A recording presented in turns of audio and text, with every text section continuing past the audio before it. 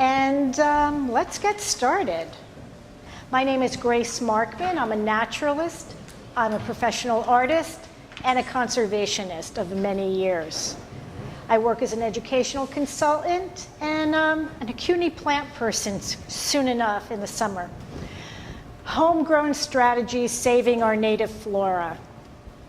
Thank you so much for coming. Today we'll be looking at successful native plant conservation strategies that have been used by institutions of all sizes, as well as small groups and individuals working within New York City and state. There is one project from Virginia I will mention, which is pretty interesting.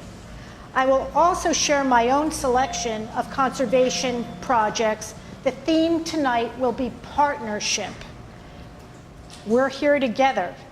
Of course, I'm not aware of every single project, and I'm always happy to learn about new projects, but my goal for today will be to present some really interesting highlights, which I hope inspire you. Afterwards, we'll break up into small groups to discuss our own conservation efforts and brainstorm new ones. We'll then regroup, share our ideas, and think about ways to implement them. Briefly, I'm only putting you to work for 15 minutes. Then, after that, drinks and snacks. If we want, we can exchange emails to stay in touch and keep our new ideas on track. There is an email sign-up list right next to the drinks table. And here we go. Home is where we start from. The famous English child psychologist Donald Winnicott said. And that's where conservation starts, from where you are in your life and what's in front of you. And from there, move forward. This is my home in Park Slope, the native plant garden of many years. Now we'll talk about some larger institutions, then smaller groups, and then move on to some individual projects. And many of these individuals have instigated projects that involve many, many people.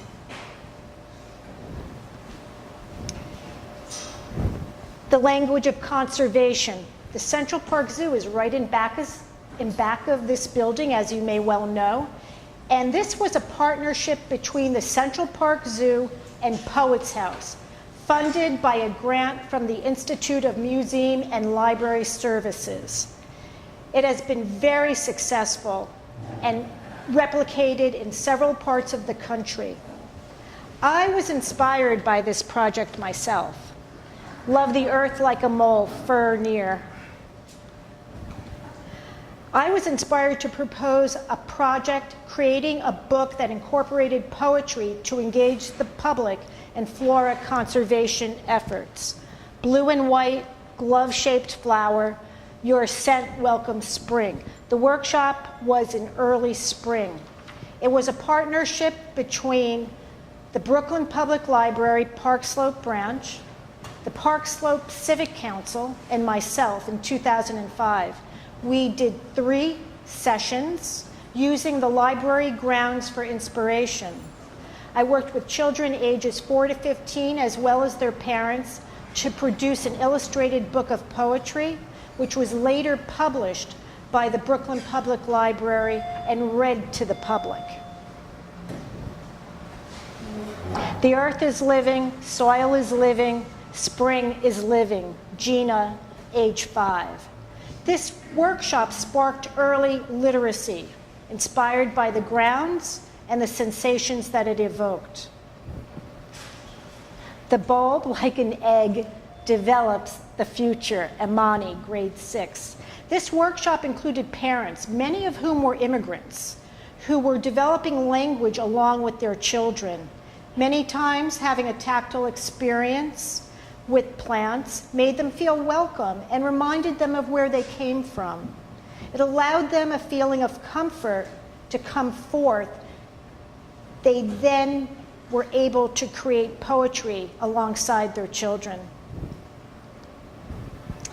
A New York City Parks initiative, a large project indeed, Greenbelt Native Plant Center, works on native plant restoration projects with nonprofits along with parks, and has restored native flora to our New York City watershed. Greenbelt works on seed collection in the New York City metro area and a variety of other important conservation efforts, as you can see on their website. They're on Staten Island. If you haven't gone to visit them, they're really great. It's an old farmhouse. The Natural Areas Conservancy, in partnership with parks, is an organization doing important work in addition. They champion New York City's open blue and green spaces and conduct research projects to keep our open spaces vital and a living resource for all New Yorkers. And here are some highlights from their projects. They recently published Forest Management Framework, a 25-year plan which addresses urban forest management issues in our time of climate change, based on research they have initiated. They also, by the way, have an urban ecologist internship program with CUNY. The Wyckoff House Museum in Canarsie, Brooklyn. The Wyckoff House is part of the Historic House Trust, which is a group of 23 properties of the Historic House Trust, a partnership between New York City Parks that advocates, promotes, and provides expertise to preserve these historic properties. Each property has its own board of trustees. It's a public-private partnership. Very successful in many, many cases. Idocinate Merchant's House, which is one of their prime places. And at the Wyckoff House, the garden and farm are made up of edibles, medicinal plants, native plants, dye plants. The farm grows both historically relevant crops such as corn and flax and tobacco, and the produce is eaten by the community, which includes kale, peaches, tomato, and lots more. The medicinal herb garden is integral to the educational programming on colonial cooking, medicine, and self-sufficiency. Their native plants serve as habitat and sustenance for our pollinators, and their natural dye plants are used in their summer workshops. It's a great place if you can get out to visit. The Old Stone House in Washington Park, another member in good standing of the Historic House Trust. The gardens at the Old Stone House and Park Slope are social interaction centers, as much as they are food, medicine, and craft resources, or importantly, storm water retention tools. And they have brought birds and butterflies back to the landscape. The garden is a hive of activity all year, really. Surface elevation table, another vital project. I went out with Ellen Hartig and Chris Haight to collect data that measures elevation change of wetland sediment, which is a great way to monitor long-term sea level rise. This is a tidal marsh at Spring Creek in Brooklyn.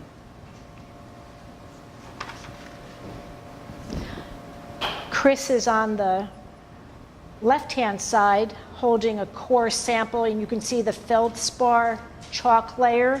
So the sediment is measured once for depth and then again for the height of the sediment that has accrued. Here is Ellen with her tools, measuring very accurately and with great focus. New York City Ecoflora is an ongoing citizen science inventory sponsored by the New York Botanical Garden. This project engages New Yorkers in the observation, collection, and compilation of information about the city's plants and their relationships with other organisms. And this data, with all that is already known from natural history collections and scientific publications. Now we have a few smaller projects, or how about mid-sized group projects?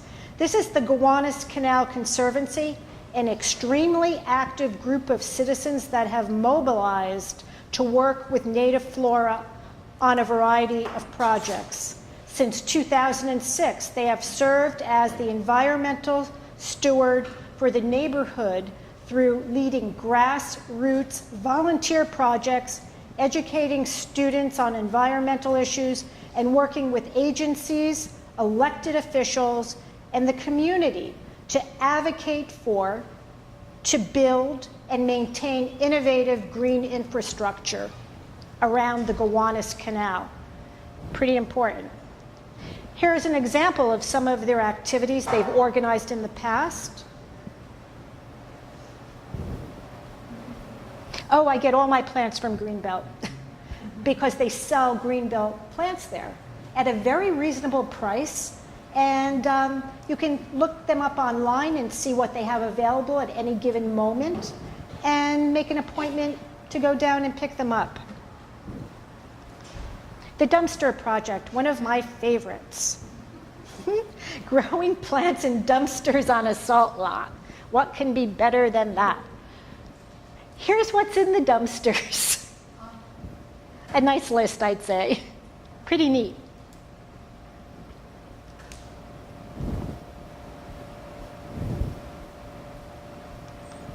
This is another creative project by the Gowanus Canal Conservancy, integrating flora into the local community through planting workshops. This is a planting corridor on 9th Street in Park Slope. So it's going up 9th Street from the canal area, straight up 9th Street, a major thoroughfare.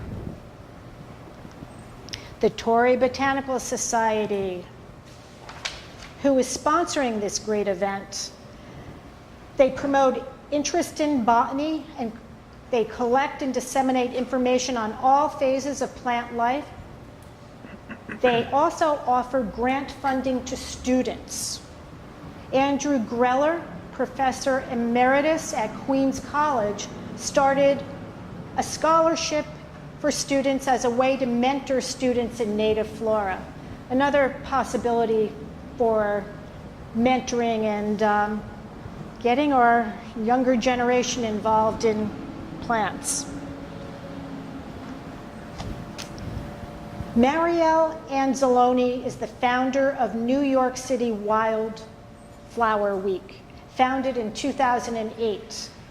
I've been, offering a tour ever since then, and many people in Torrey have done that too. They sponsor free events in all 5 boroughs for 1 week in spring, and that week is generally mid-May, the height of spring, or that just very fresh point where things are blooming. This event encourages New Yorkers to get to know nature in their own backyard and to inspire them to protect this natural heritage for future generations. So there are walks, there are projects, community gardens join in. Marielle wrote several articles for the New York Times to introduce the importance of native flora to New Yorkers. 579 New York native wildflowers have gone extinct from the 1,357 that were originally documented here in the city. So, fast math, that leaves 778 left that we need to take great care of. Here are some more examples of extinct flora from our area. We miss you. Who knows? You may be coming back. We're not sure. We hope so. Maybe we can find ways to bring some things back. Crossroads in the concrete jungle. was a conference created by Mila Aronson and Lena Struve, both professors of plant science and ecology at Rutgers University. Conference was sponsored at Rutgers, and it brought together international ecologists to study the evolution and distribution of spontaneous plants in urban temperate areas across the globe. This is flora which has been and will be affected by human migration, climate change, and increased urbanization, which is an ongoing thing. And of course, wildflowers in the field and forest is featured and used greatly. Botanical Society of America field trip. This is the annual fieldwork trip of the Northeast Division of the Botanical Society of America, another great organization to join. This image is from the field trip in 2009 to a bog near Williamstown, Massachusetts. Nan Williams was the organizer that year, and she kept us on our toes and on schedule. We visit lots of sites during the day. We make notes. In the evening, we identify things we didn't identify in the field, and we look at things under a microscope and generally have a lecture in the evening and chat. Chat zone is fun. We compare notes. And this is the notice for that joint field meeting that you will get if you're a Tory member or if you join BSA.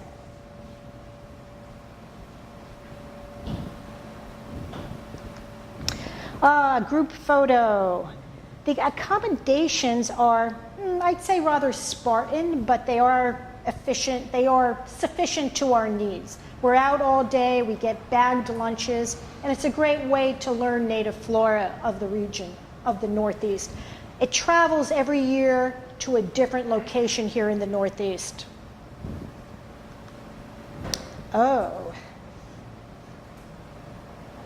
A great way to get involved with local mycology is to join the New York Mycological Society.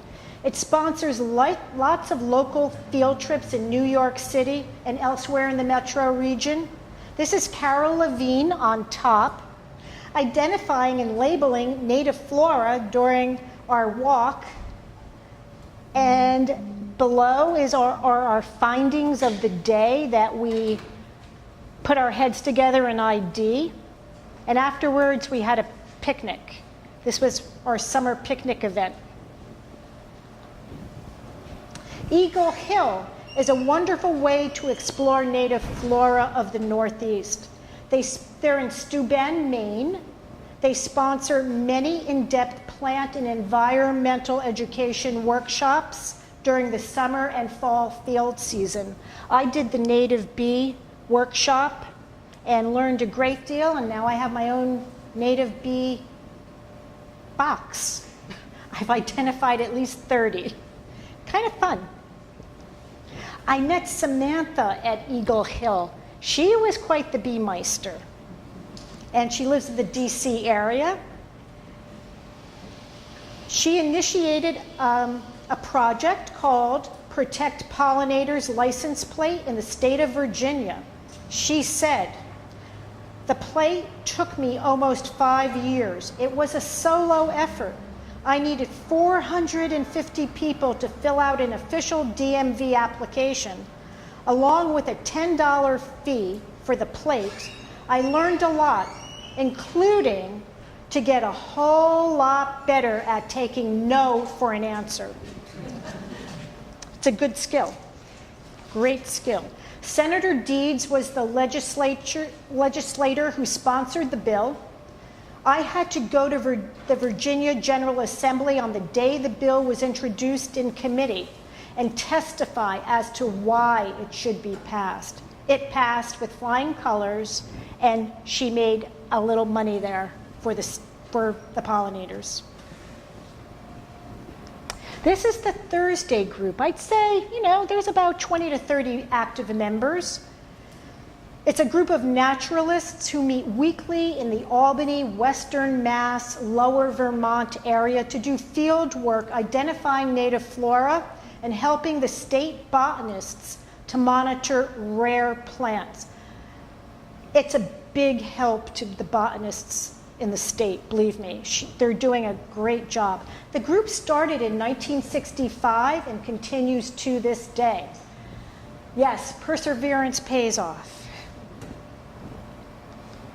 Landis Arboretum, started by Ed Miller. You can see him in the red shirt by the barn. In 2001, after his retirement with his own funds. Ed suggests not waiting until you're 75 to start an arboretum. Nan Williams assists and has added a fern and bog section to the Arboretum. This is a real marvel. It is thriving today, and it's about the entire state of New York. And we have an incredibly diverse flora here, and there are little mailboxes at each stop. There's an audio tour for the Arboretum, but in the mailbox, you open the mailbox and you get a map of the state of New York with little pinpoints, little dots as to where that species is native. It's really one, I love it. I want to go, I'm ready to go back. Ed did not take no for an answer. His 4 sons helped him create this Arboretum, which is really something I hope you can visit. That's about an hour outside of Albany in a more rural area. Oh, here. Greenwood Cemetery is now an arboretum. Joseph Charrap is the Director of Horticulture and Plant Curator.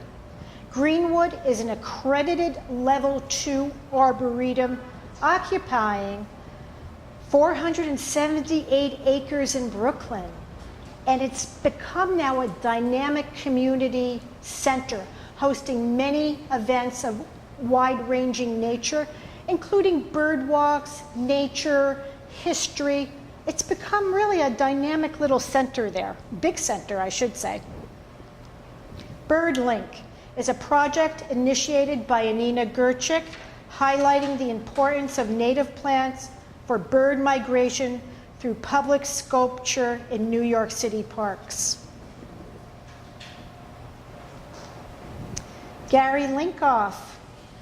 Now, one person reaching out in the world can truly change the world. There really can't be enough said about Gary Lincoff. He was a plant mentor to many of us in this room today. He was an inspiration and model of generosity and fellowship in the plant science community. Thank you, Gary.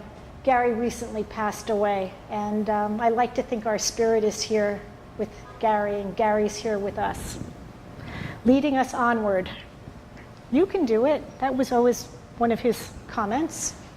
Now I'll show you a few projects I've done myself and I've worked on over the years. On the left-hand side, I've worked privately with a small group of parents and very young children, developing art, science, and nature programming for preschoolers, generally 3 to 4-year-olds. On the right-hand side, I've worked with Congregation Beth Elohim in an after-school program that works in the park doing field work. Here I have an assistant, which is pretty rare. So it's great, you can get larger groups out and moving with an assistant, as you probably know. What is participatory budgeting? Well, each of our 51 city council members has about $1 million that they can spend to improve their district. Now, you may have a few ideas. It's a year-long process. Committees are formed, proposals are reviewed and voted on by residents. Now I think the voting age is 16. So the age has dropped, which is great to involve kids in high school, to get these kids out and active in democracy. I joined the Parks and Environment Committee, And I worked with Christian Zimmerman, the chief landscape architect for Prospect Park, in creating a proposal to repair Dongan's Pass, a pathway that ends in a historic marker to commemorate the place where this unique white oak, the Dongan oak, stood and was cut down by our colonial soldiers to impede the British Army during the Revolutionary War. That held the British to an impasse, and the American soldiers could make a sort of a little retreat there. It was very important historically. The proposal we created was accepted and voted on. We got $280,000 for this restoration project. We are still working on adding a plant component. We're doing the extra step, the extra effort to get that part done. It takes a little time sometimes, but it can get done. Then and now. This was a recent exhibition at the New York Historical Society highlighting the importance of Dongan's Pass. Ah, how landscape use has changed. You can see the marker on the right-hand side at the end of the pass. And that's where I'd love to put in some native plants of historic value, medicinal value, and plants also for beauty that were brought over from Europe at that time. People plant for many, many reasons. Fundraiser in Prospect Park with PS 107 parents and students. This was for Monarch Watch, which I've worked with in the past. It's an organization based at the University of Kansas that provides the public with information about the biology of monarch butterflies, their spectacular migration, and the conservation of their habitat.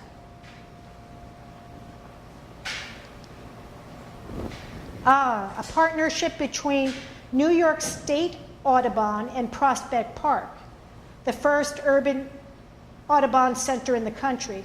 I worked there for about 5 years as an educational consultant, developing and implementing children, adult, and family programs, including the Nestlings program for preschoolers and their caregivers. All programs were free and included science, art, and outdoor exploration. Here's one rare bird. And here are two more rare birds with a very proud dad. Parents are always invited to participate, and parents are so joyful to experience what their children are learning. And they're learning themselves. I've worked for the Nature Conservancy for over 30 years. We stopped counting at 30 years. And I worked there in the summer. This was at the Andy Warhol Preserve. And this project incorporated art, science, and the environment, and focused on environmental art. We went to the beach at the preserve, which is under TNC management, and we went to the beach and made sculptures out of whatever was available on that beach at that time. Things both from nature, from the sea, and trash. So you can see on the right-hand side, Dad and son are creating something, and it was a pirate ship that kind of got shipwrecked. It was an interesting story they had. The Nature Conservancy at Mashomack, which is where I generally work, and this is Journey of a Butterfly. What they did, which was wonderful, is they planted common milkweed right along the path near the education center. We were there, we planned it for late August when the last generation of monarch butterflies are coming down from Canada. And we got lucky, and we found a caterpillar. We discovered a caterpillar munching, chomping away. And we started our wing project. Of course, we went over the biology, but they were pretty free form. And here their wings are completed. They are displaying their wings so they can dry, and they are preparing for flight. Another project at the preserve, which was kind of interesting. We embodied the weather that would eventually erode the earth and create clay. On the left-hand side, we're stomping and dancing around on soil that is sort of protected, so we're seeing how soil is breaking down. And on the right-hand side, we did a very simple soil layer project where we added water to the soil, shook it up, and then see how the sediment was settling, and reading a chart on what each layer was, including the clay. This was a collaboration, another clay project that was a collaboration between the Southhold Indian Museum, TNC, and us. The Manhansets were the Algonquin group that inhabited the area of Shelter Island. So they were generous and they gave us photographs from their collection of Algonquin pottery. We used traditional tools that they might have used, including twine, twigs, shells, to create patterns and designs similar to what they may have done. Yeah, they were very happy to participate. It was nice because then we asked the parents and children to go visit the museum and really see the pottery for themselves. Working together, usually I let the parents have their own space and they work. This is the Naturalists Club for the older children I work with at PS 107. By older, I mean grades 2 to 5. We do field work with children to identify native and horticultural plants using field guides and magnifying glasses. We work thematically. The children each have their own sketchbook where they draw and label, and yes, we spell as correctly as we can. We discuss their findings. We review the information. We work both in the neighborhood and in Prospect Park. Yeah, Katie's holding up a field guide there. And there's the first forsythia. The first bulbs in the park. Yay, we always wait for them. I also work with a younger group, K in first grade. You can see them on the top slide. We created from recycled materials our own environments. Sometimes we add a writing component. And on the bottom, we're just hanging out for a picture with the Naturalists Club. They were a very energetic group. And here they are, creating their Naturalist Club book based on what they discovered outside and through the field guides and through information I presented to them. Lichens were very important. And this boy really enjoyed the work. Each child created perhaps 2 or 3 pages. Birds, berries, and bugs. A ruby-crowned kinglet, which we did see. Oh, the red-tailed hawk. One day we were in the park and the hawk flew right above our heads, dove down, and picked up a dead rat. So this really is based on observation. And flew right back into a tree, so we really gathered around and watched. We explore pollinators and flowers. Daffodil, silver maple, a native, samaras, flowers, woodland sunflower, the eastern white oak, very important, both historically and in parks. And here we are sharing our book, which got to be quite large. Sharing our book with our siblings, our parents, our grandparents, friends of our parents. Lots of people came, and the children really loved displaying their knowledge, and they liked learning more. They liked knowing more than their parents knew. That was very important. And their parents appreciated learning from their children. So it really became a great connection, a great connector. The Brooklyn Arts Council Visiting Artist program I've done, this is a private school, and we were thinking about birds, nests, and flowers. This is a public school where we utilize the container gardens for our work, our drawing and labeling and plant science work, right on the grounds themselves. Ah, this is another idea, perhaps for you, maybe not, maybe. I developed an extensive American cacti collection and donated it to New York Botanical Garden.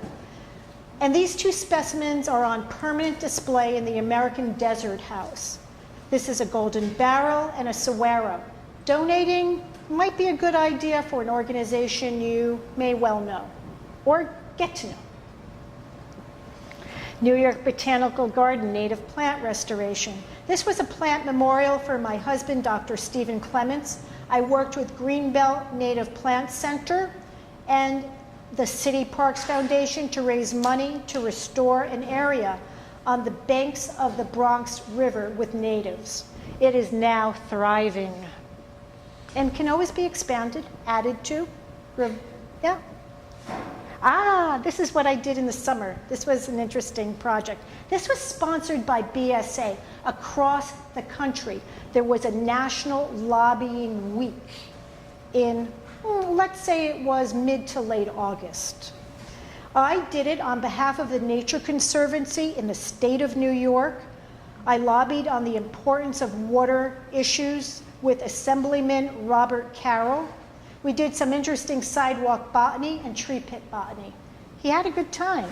And now we're partners in exchanging knowledge of what's coming up in the state legislature and what I can help him with and what we can do together. It's a good partnership. Ah, this is interesting. Some of you may know of this. Some of you may want to be involved here. This is a climate change lawsuit currently moving through the federal court system. It's a lawsuit against the US government for breaking the public trust and failing to protect our clean water, air, and failing to act affirmatively to combat climate change. The website is Our Children's Trust. I believe they're doing an event here in New York City, January 31st. Good to check out. I'm happy it's moving forward. It had some court issues, but now it's moving.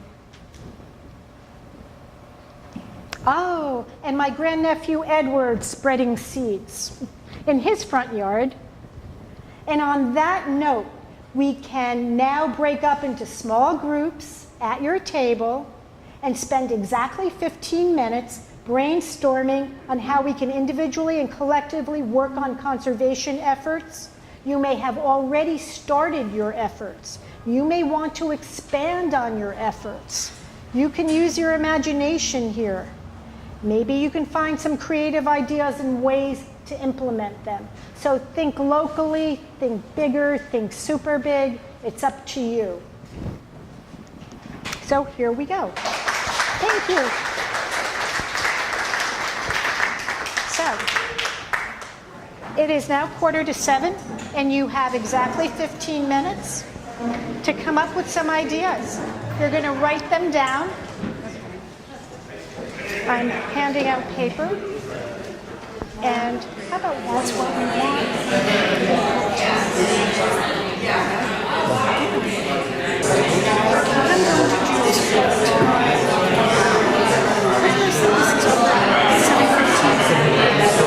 And then what do you think you'll go for?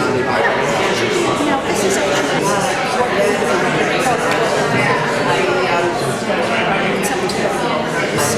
Yeah, so let's give them 5 minutes and chat. They shouldn't chat.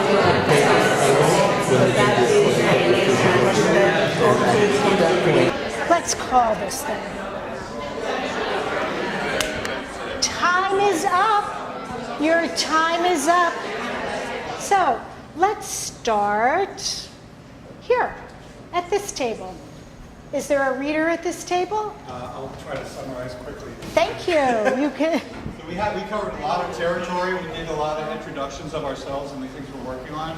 So we started talking about native plants, especially restoration projects, which led us to talk about invasive species. So PRISM is Oh, one of the yes. resources. There's one for Long Island and one for the Lower Hudson. And between the two of them, we cover everything in New York City. May I ask what PRISM is for those who are not aware? Yes. Partnership for Regional Invasive Species Management. Thank you. We also mentioned the New York Flora Association as a great Yes. New York organization that does field trips. They do week-long retreats and I classes, know all that. kinds of things all over New York State, including things in the area of New York City. Yes. One of the things that we talked about was how we can use plants as an entry point into talking about ecological associations and why native plants matter. We talked about monarchs as kind of the gateway drug into talking about ecology and coevolution Beauty. and the need for planting for feeding and not just pretty flowers. We again talked about the Eco-Flora project, mentioned I-Naturalist in general. We talked about bioblitzes as an activity that can be done. Wild Ones is another organization. And plant blindness. Yes, which we are here to cure. Thank you so much for that list. Yep, it's wonderful. And I'm actually involved with the New York State Flora Association. They do great work. I agree. And here we are at this table. Who would like to read a few ideas? So Melinda has been working on introducing a lot of native plants into the East River Park. East And River is where? East River is the... I mean, where exactly? In the park? It's on the Lower East Street, on the Lower East Side. Okay. Over on the other side of the FDR, along the East River. Yes, So okay. It's a 58-acre park. It's 58 acres. Yes. Okay. So this is the park that is now at risk of being buried under 8 feet of fill. Yes, you mentioned We're it. trying to think ahead to things that might be good to design in the future. And we started thinking of specialty gardens that would frame sort of common ideas in a slightly different way. Like she's currently got an area where she has a lot of spring ephemerals, and we're thinking of framing that as an ant seed dispersal garden. Question, can you work with your city council member to get funds to do plantings and labelings and community activities within? We're not non-profit, so we Oh, so you- generally, we make, yeah. You can do- it's already a nonprofit. We're like I work with the Ecology Center. So, Which, the Lower East Lower Side? Ecology Center. Okay, so they're a very active group, as I know. Good, I'm glad that you're working, So I'm the gardener and stewardship board. oh, wonderful. So you're we- reaching out for a few new A few new things. things within an established 58-acre park. Park that is scheduled to be destroyed. Well, you can work on that. It may be something you can keep going with your city council member. I work really pretty close with city council, and they can be very receptive to new ideas, and there may be a way, is all I'm saying. Anything else, or There's a few things here. maybe, So no, we'll go maybe fast. one more? Okay, so one thing is that we've been to places where people were doing dye plants, but Melinda's really interested in textiles, so we thought it might be interesting to combine textile and dye plants in a specialty Yeah, textile garden. yes, Plant contact. fibers and Yeah. things of that nature. Wyckoff House and Old Stone House have wonderful dye plants already We already looking have great. quite a lot. You have them? Oh, yes. we You're have ready to things go? Yes. So you want, good. A lot of the invasive, some of the invasives can even be used for dye plants. Bindweed worms, some of these. Yeah. Yes, that's right. You're absolutely correct. And they often have brilliant colors. Yes. Any other comments? Or do you want to read one more thing? There's horticultural park profiles, sort of something where you can come in, or the city will fund for an actual sort of park profile, ecological profile of your park, and that information will be then disseminated to neighbors and the gardeners there, so they know what natives would thrive and which wouldn't. Kind of just educate. It's a nice idea. And would you think of that citywide? Yeah, I mean, it would, yeah, but on like a park-to-park basis, so, you know, there would be... Right, each park is separate. Yeah, And there has its own history, too. Right. And that has to be incorporated into your Into this plan. idea, yeah. But it's a nice idea. But also the idea, like many conservancies apply something called the zone system, which has a logic that could be applied to other parks without conservancies, as long as there's some volunteer force, both paid and unpaid. And the idea is that the zone system is informed by the geography of a site. So it's both efficient and it's attentive and informed about soil, salt, wind, all the factors that inform plant choices. And particularly if you're going to invest in native plants or a mix of native and exotics, then at least you make the best choices for a For given that site. location. Yeah, Exactly. And it doesn't, and the agency does not use the zone system by and large, but the Central Park Conservancy does. Many conservancies do, and it's a system worth sharing. Yes. In Melinda's Park, for I instance. agree. So. Yep, I agree. The Central Park Conservancy is doing very important work in that area. Good, thank you. And here we are. One of the issues that we grappled with was the idea of scale and the idea, much like Grace has done native planting for her house, that we can do that in our apartment buildings and blocks, and that gives, at that scale, that gives a lot of autonomy, and it gives also an opportunity to educate other people, whether it's the super or our neighbors. Rooftops as for seed banks and Yes. as well. I mentioned the Marine Science Festival, Submerge, that's along the Hudson River, adding plants to aquatic and terrestrial plants to that. Functions along the Hudson River pier that... What time of year would that be? Is it a yearly event? yeah. It's a yearly event, September, mid-September. Great. We like the idea of native plant giveaways and native plant sales, even adding native plants to gardens that are primarily for produce. Lobbying, of course, for native plants. There's also a wedge certification that the Waterfront Alliance has for buildings to include more natural features Yes. in waterfront, Yes. along the waterfront. Yep, especially in Battery Park. Yeah, I mean, there's some great plantings. Anything else? That's it. Okay. We were thinking that you could incentivize major crop growers to include a percentage of native plant crops, create an urban naturalist program for children. We saw suburban ones, but an urban one would be a goal. And then somehow glom onto community garden events and offer native plant education for free within sort of community events, so that people they're not showing up for the native plants, but you're trying to get that information to them and create an interest where you didn't have one before. Would a farmer's market I think we're be... thinking more people who are lucky enough to have allotments, or once you've done all the work to try to get in the their community own garden. gardens, to introduce the programs in their local community gardens? and maybe offer it for free with the idea that you might, in exchange for them, being allowed to only focus on native plants when you're there, helping to plan gardens or just give general advice. Yeah, yeah. Sounds good. Yep. Add one thing, I plant nut trees. We have some samples with them to give out a little later.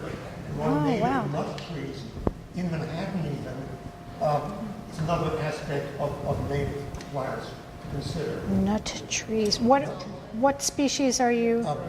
Black walnut, The black walnut. hazelnut, butternut, ginkgo, shadbark, hickory, Okay. pecans. Have some samples. Okay. And the Saratoga tree nursery, Saratoga Springs, offers trees like 60 cents a piece. Ah, And wow. and local special deals for schools. It's a wonderful Yeah. resource. Sounds great. Thank you. And how about this group? Who'd like to read a few ideas? I think we kind of just freeball. Yeah, I would say out of our group, we're all kind of coming from a background with nonprofits or community gardens, and we all kind of shared our personal experiences and projects that we've been working with. I think everybody is really pushing for more programming, getting developmental support for a lot of programming in our line of work. For myself, I'm coming from Riverside Park, talking about... Oh, great. That's really a strip. It's like a very narrow. You have a narrow constraint. And looking to really develop more programming there, and in my area in particular that we're working with. And any ideas to get that started? Who can you reach out to? Who else? With the Conservancy, we actually had Nature Conservancy out not too long ago. That's NAC. NAC. The Nature Conservancy. Is anybody here from TNC? No TNC people? Okay. Yeah, I'm just looking right now to make connections to step forward. Yep, keep making those connections. Someone at this table, would you like to read a few ideas that you do have? So we can share? We addressed starting points for our community. We all kind of have the same interest of the native plants and the wildflowers. One good point was grant funders. So we suggested that a good starting point was find these in compost projects, and each borough have newsletters as well as botanical gardens, and they will have a listing usually of funders and support that you can get if it's free resources, all of those things, or grants that they have each year. And also I suggested the Foundation Center with a database has just a really great spot to just get into it. And your city council member has discretionary funds that you can apply for. In addition to PB, participatory budgeting. Participatory budgeting has, it has rules, but you may be able to, your project may fit into those rules, or there is yet another pocket of money, a smaller pocket of money for discretionary spending, and your project may fall into that, possibly. It's another area of investigation when if you're looking for funding. We said workshops were a pretty good starting point, and we thought rooftops with pollinator gardens were probably the ideal spot to really push in Manhattan and in these boroughs. Another idea was rare and threatened plants. How do you get anywhere at a starting point with a rare threatened anything? So we said New York Trees has a program. Trees New York. I said the U.S. Fish and Wildlife Service directory lists all those plants and animals that rely on those habitat plants.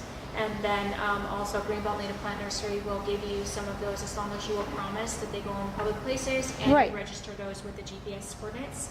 Sometimes they will give those to you in honor and help you work on that project with wildflowers.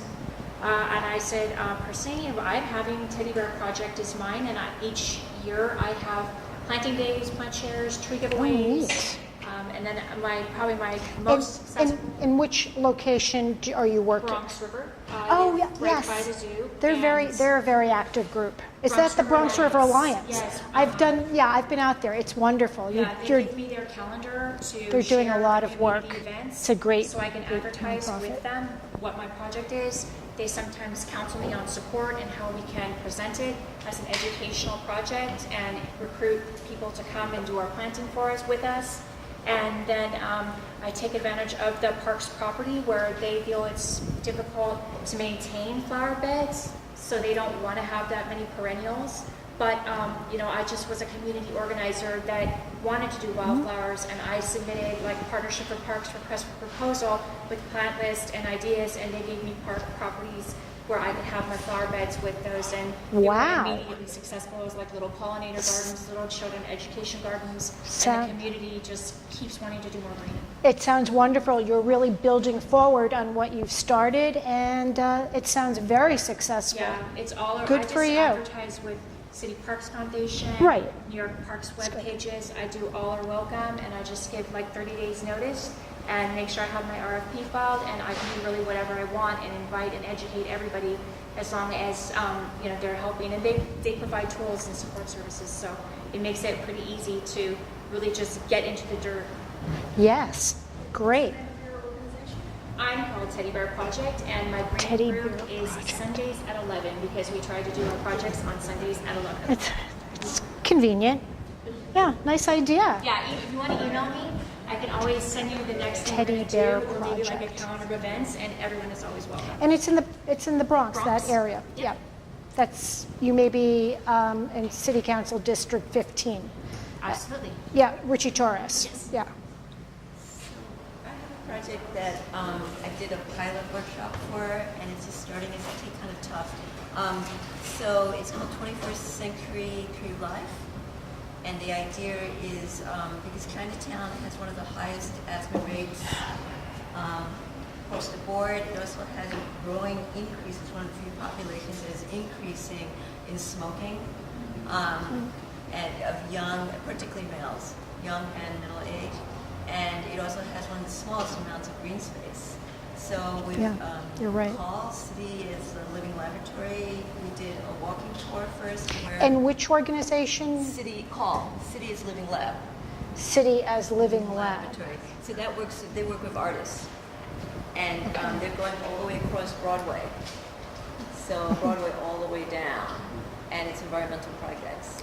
So they start off with a walking tour where you look at the site from a historical perspective, and then you bring in specialists. So I brought in an urban forester, and then I also brought in an air quality person. And then Sounds we great. looked at different sites, and we also looked at the few areas that we do have trees, and then the connections to residents, like the Kingo trees, and London Plains. And so then trying to now work with community groups, whether it's senior citizens or youth groups, and I'm trying to find a mechanism. I did one pilot project, and I think it had mixed results.